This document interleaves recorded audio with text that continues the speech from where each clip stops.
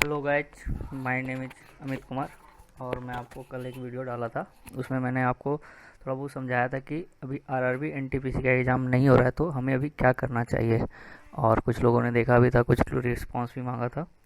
इसके लिए मैं आपको थोड़ा और हेल्प करता हूँ, मैं आपको पूरा क्लियरिटी दे देता हूँ कि अभी हमें क्या करना चाहिए। जैसा कि आप अगर जो देखना चाहते हैं कि मैंने पहले ही बताया था कि इसके कोरिजेंडम पे कोरिजेंडम आए जा रहे हैं, इनका कोई अभी लेने का मूड है नहीं एग्ज़ाम का। अगर जो होता भी है तो 2 से ढाई साल पूरा कंप्लीट होने में प्रोसेस लग जाएंगे, क्योंकि अभी कोरोना ख़त्म होगा फिर जाके, क्योंकि एग्जामिनेशन हॉल में अभी करवाना बहुत ही मुश्किल है। कोई भी एग्ज़ाम को करवाना भी बहुत मुश्किल है, और होगा भी तो पहले किसका होगा?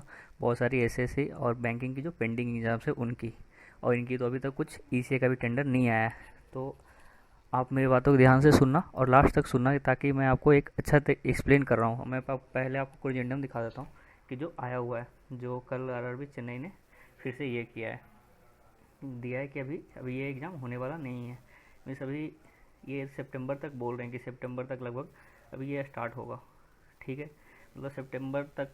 मीन्स अगर जो ईसीए का हो भी जाता है पूरा फाइनल, फिर भी ये कब एग्ज़ाम लेंगे नहीं लेंगे, क्या सीन चल रहा है अभी कुछ पता नहीं है इनका भी, क्या है नहीं है अभी चल रहा है। तो ठीक है, तो ऐसे में भी हमें क्या करना चाहिए यहाँ पे कि हमें कुछ फ़ायदा हो जाए, कि ताकि देखिए, क्योंकि यहाँ पे अभी देखो इसमें दे चुका है कि अभी ईसीए का ये कर रहे, अभी फाइनल कर रहे हैं। ईसीए का भी कब तक चलेगा ये बोला है कि अभी जैसे मिनिस्ट्रियल पोस्ट का देखोगे तो 27 जुलाई तक का दिया है। और इसमें भी अभी इसका कुछ क्लेरिफाई नहीं किया कि कब इसका नेक्स्ट होगा, प्रीबिड क्या होगा नहीं होगा, उसका भी कुछ अता पता नहीं है। तो हमें अभी क्या करना चाहिए? ठीक है, जैसे इसमें उसी के अकॉर्डिंग चलते रहता है, अभी पीछे पीछे। तो देखो, मैं आपको थोड़ा सा हेल्प करना चाहता हूँ कि क्या अभी हमें करना चाहिए। अभी आप देखोगे तो हमारे पास अभी कुछ ऐसा बचा नहीं है। ठीक है, तो हमें अभी कुछ ना कुछ प्रिपरेशन करना चाहिए, क्योंकि अभी 6 ढाई साल एक बहुत टाइम होता है। एक स्टूडेंट के व्यू से देखा जाए तो 2.5 साल में आप बहुत ही टाइम होता है। और ये भी देखोगे कि कोई भी एज 65 पे आप रिटायर हो जाते हो, कोई भी जॉब से रिटायर हो जाते हो 65 पे। अब देखो 2 साल आपने गायब कर दिया, मतलब 2 साल आपके अगर जो प्रिपरेशन स्टार्ट भी रखते हो तो फिर भी 2 ईयर्स आपके चले जाएंगे। 2 ईयर्स नहीं बचेंगे, 2 ईयर्स कम आपको जॉब करने के लिए मिलेगा। तो यहाँ पे हमारे लिए यही फिजिबल है कि कुछ किया जाए। अभी देखो, अभी हमारे पास क्या ऑप्शन है कि बैंक का एग्ज़ाम होंगे उनके, पर ईयर बैंक के एग्ज़ाम होते ही होते हैं, उनमें कुछ ये नहीं होता, चेंजिंग नहीं होता है, तो एग्ज़ाम होते ही होते हैं।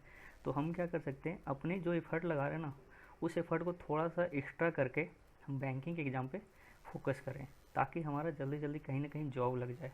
कि अभी हमारी स्थिति ज़्यादातर देखोगे, अगर जो कहीं भी देखोगे, जो नॉर्मली जो इंजीनियरिंग बैकग्राउंड से नहीं है या फिर कुछ बीएससी है, सब बीएससी नहीं कर पाए, उनके पास कोई ऑप्शन नहीं होता कि क्या करेंगे जाके इधर।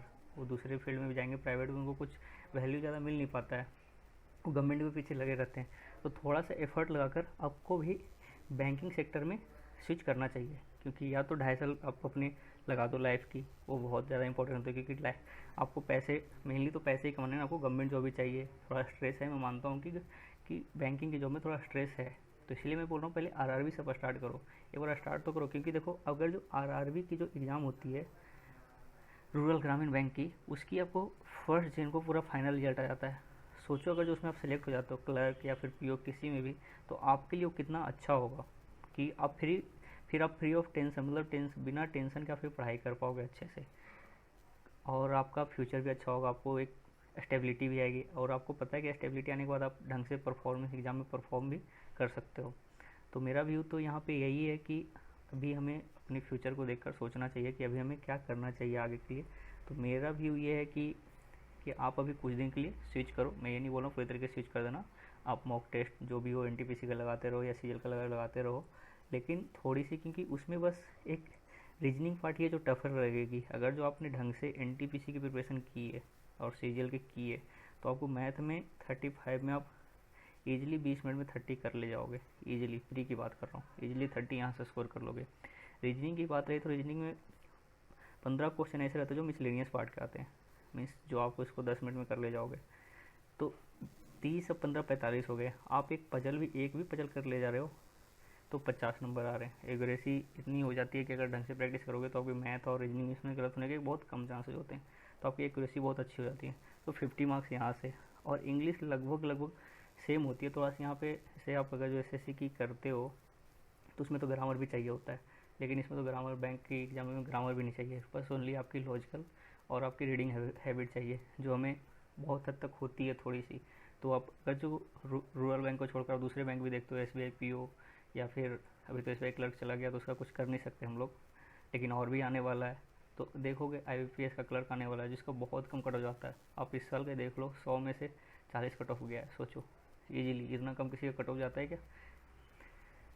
तो मेरा व्यू यही है कि आप एक बार फिर से इधर स्विच करो बैंक की साइड, और एक बार जॉब ले लो, फिर आप प्रिपरेशन करते रहना, और फिर आपको एक स्टेबिलिटी आएगी, तो एक अच्छे से 1-2 साल के अंदर फिर आप सेट भी हो जाओगे, जहाँ आपकी जो आपकी ड्रीम जॉब है वो आप सेटल भी हो जाओगे। तो मैं आपको यही बताना चाहता हूँ कि आप ढंग से भी प्रिपरेशन करो, एंड आप एक बार सोच समझ कर कुछ अभी डिसीजन लेने का टाइम है, डिसीजन लो, क्योंकि अभी प्राइवेट की स्थिति भी ख़राब हो रखी है।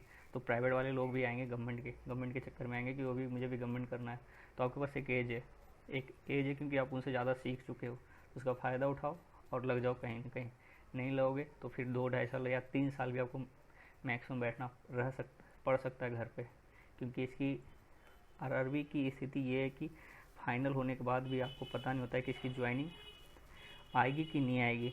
तो ये हमें कुछ आइडिया नहीं होता है कि ज्वाइनिंग कब तक आएगी। अगर ज्वाइनिंग ढंग से टाइम पे आ भी जाती है तो ठीक है, नहीं आएगी तो क्या कर लोगे। जैसे अभी बहुत सारे एग्ज़ाम है, अभी तक देखो 2019 में ही ALP का और टेक्नीशियन का फाइनल रिजल्ट आया था। ALP वालों को तो कुछ कुछ की ज्वाइनिंग भी हो गई, टेक्नीशियन की तो किसी की ज्वाइनिंग, बहुत ही कम की ज्वाइनिंग हुई है, 20% या 30%। सोचो कितनी सारी वैकेंसीज हुई, 20-30% ज्वाइनिंग हुई है। ग्रुप डी की अभी तक चल रही है, तो आप कितना दिन तक वेट करोगे। वेट करने की एक लिमिट होती है। अब देखो, मेरा व्यू तो यही है कि आप एक बार फिर से प्रिपरेशन स्टार्ट करो और लग जाओ, और जल्दी जल्दी जॉब कहीं बैंकिंग सेक्टर में कहीं भी, या कोई भी छोटा सा जॉब जो जल्दी हो जाए उसमें आप एक बार ट्राई करो और लगने की ट्राई करो। Okay, all the best. मेरा यही इन्फॉर्मेशन देना था कि अभी हमें रीथिंक करने की टाइम है। अगर रीथिंक करके कहीं अच्छा से जॉब लग जाओ। एक बार सिलेबस देखो यार, आराम से, आप भी इतना पढ़ चुके हो, इतना आपको सबको नॉलेज है कि आराम से सिलेबस देखो, ज़्यादा डिफरेंस नहीं होता है। बस एक डर जो होता है ना, अपने अंदर डर हो जाता है कि नहीं मैं तो SSC और मैं इसकी रेलवे की तैयारी कर रहा हूँ तो बैंक की नहीं कर सकता, मुझे बैंक नहीं होगा। ऐसा कुछ नहीं है, सेम ही है, लगभग सिलेबस सेम ही रहता है। थोड़ा सा आपको पजल और DI पे फोकस करना पड़ेगा, तो बस वो कर ले सकते हो आराम से। इतना कोई हार्ड एंड फास्ट रूल नहीं है। जब इतना किया है तो ये भी कौन सी चीज़ है, आपको अल्टीमेटली जॉब चाहिए। अभी तो यही चाहिए ना। अभी तो ऐसा थोड़ी था कि आप कोई UPSC का प्रिपरेशन कर रहे हो कि नहीं बस मुझे UPSC ही निकालना है या IAS ही बनना है। इसमें तो जॉब ही चाहिए। आप रेलवे से करोगे तो भी आप उतना ही लगभग कमाओगे, और बैंकिंग भी करोगे तो सेम ही है, उतना ही रहेगा। तो अब देख लो एक बार के लिए। मेरे व्यू तो यही है कि अभी कुछ सोचो एक बार, अभी टाइम है, क्योंकि अभी पूरा जून अभी कोई एग्ज़ाम होगा नहीं। 1 महीने में आप एक अच्छा एज ले सकते हो दूसरे से, जो भी स्टार्ट नहीं करेंगे। अगर जो आप स्टार्ट कर देते हो तो आपके पास एक एज रहेगा कि आपको समझ में चीज़ें आने लगेगी।